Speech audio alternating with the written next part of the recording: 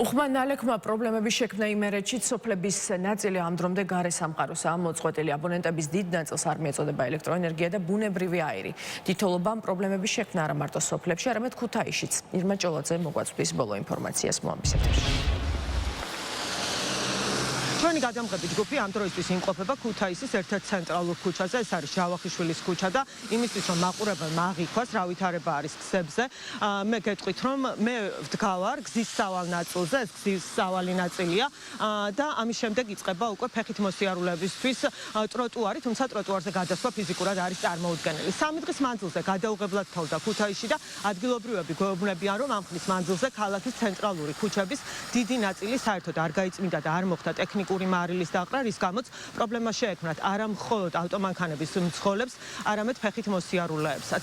შეფერხებით მუშაობს ქალაქში საზოგადოებრივი ტრანსპორტი და ფეხით მოსიარულეებს უჭირთ მისვლა სასუსტათო მაღაზიებამდე და აფთიაქებამდე, რაც შეეხება სასწავლო პროცესს. ქუთაისის საგანმანათლებლო რესურს ცენტრის ხელმძღვანელის ინფორმაციით, ოფიციალურად სკოლებში სასწავლო პროცესი არ შეწყვეტილა, თუმცა სასწავლო დაწესებულებებში ძალიან მცირე რაოდენობის მოსწავლე მიდის. რა მდგომარეობა ამ ქუჩაზე ყველა კარგად ხედავს. ალბათ ქალაქში უარესი მდგომარეობა იქნება. ტროტუარებზე საერთოდ გაუწმენდავია. დღეს ახლა ხედავ რომ გაწმენდილა რაღაცაები, მაგრამ გუშინ საერთოდ პარალიზებული იყო ყველა ჩიხი და ყველა ქუჩა. ქალაქი რა ვიცი, პარალიზებულია რა, მე ზედმეტ ნაკლებად, ასე რომ ვთქვათ. და ძალიან ცუდი ვითარებაა, ძალიან. გზები მოუწესრიგებელია. კიდევ კარგი რომ მაღალი ყინვა არ იყო და მაღალი ღმერთის წყალობით მანქანები მოძრაობს ჯერჯერობით.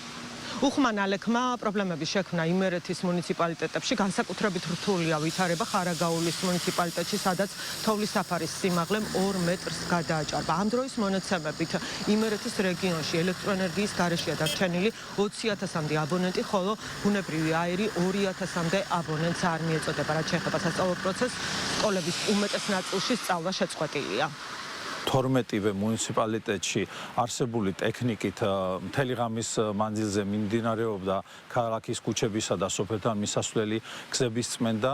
დილით წმენდაში 158 ერთეული ტექნიკა ჩაერთო, ისევ გასახსნელი რჩება 103 სოფელი, ელექტროენერგია არ მიეწოდება 20,000-მდე აბონენტს და ბუნებრივი აირი არ მიეწოდება 1,600 აბონენტს. სასწავლო პროცესი ისევ შეჩერებულია გარკვეული მუნიციპალიტეტების სკოლებსა და იმერეთის მხარეში სახელმწიფო რწმუნებულის ადმინისტრაციის ინფორმაციით 12-ვე მუნიციპალიტეტში მოქმედებს ცხელი ხაზი და მოსახლეობას შეუძლია დაუკავშირდეს ცხელი ხაზის საშუალებით ხელისუფლებას.